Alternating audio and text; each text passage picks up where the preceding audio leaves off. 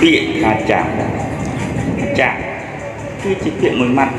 តែមានន័យគ្រប់គ្រាន់សម្រាប់មនុស្សគ្រប់គ្នាយកទៅនិយាយនិងអនុវត្ត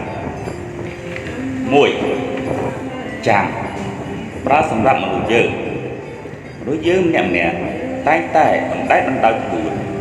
និងពេលវេលារបស់ពួកគេឲ្យបន្តហួសរហូតធ្លាក់ចូលក្នុងភាពមិនប្រកបប្រជាមិនច្បាស់លាស់និងធ្វើវិញមួយដោយមិនយកចិត្តទុកដាក់មិនច្បាស់មិនអស់ពីសមត្ថភាពនិងមិនអស់ពីកម្លាំងកាយនិងចិត្តដែលពួកគេចូលចិត្តនិងប្រើជាញយ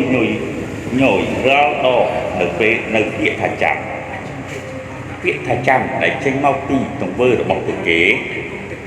គឺពួកគេពុំដែលដឹងឡើយថា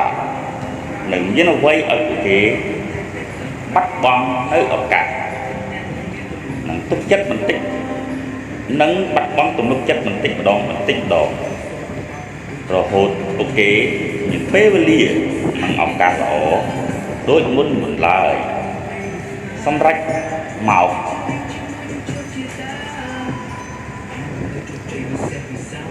រួមទាំងនឹងបញ្ហាផ្សេងក៏ចូលមកបន្ថែមទៀតខ្លាចជាបន្ទុកមួយកាន់តែពិបាកដោះស្រាយរហូតបោះបង់ចោលនិងខ្លាចទៅជាមនុស្សបរាជ័យដោយពាក្យនិងទង្វើតែមួយម៉ាត់ដែលចេញមកពីចិត្តរបស់ពួកគេចាស់ប្រើសម្រាប់ធម្មជាតិមនុស្សយើងម្នាក់ក៏ត្រូវតែបណ្ដោយនិងសម្របខ្លួនទៅតាមធម្មជាតិផងដែរដោយមិនអាចជួបពេលអនាគតកាលឲ្យមកដើរទន្ទឹមនឹងពេលបច្ចុប្បន្នកាលបានឡើយដោយកិច្ចមិនផុតនៅពាក្យថាចាំនោះទេឧទាហរណ៍ពេលនេះដើមស្វាយរបស់យើងទើបតែចេញផ្កាស្លឹកខៀវស្រស់បំព្រងហើយបើយើងចង់បានផ្លែស្វាយទុំយកមកហូបគឺយើងត្រូវតែរងចាំតាមធម្មជាតិពីផ្កាស្វាយនៅទៅជាទឹកស្វាយនិងវិវត្តទៅជាផ្លែស្វាយហើយរហូតដល់ផ្លែស្វាយនឹងទុំទើបយើងអាចយកមកបរិភោគបានសរុបមកពាក្យថាចាំគឺមិនបានដល់ផលល្អអ្វីនោះឡើយសម្រាប់មនុស្សយកមកនិយាយនិងអនុវត្តវាតែវា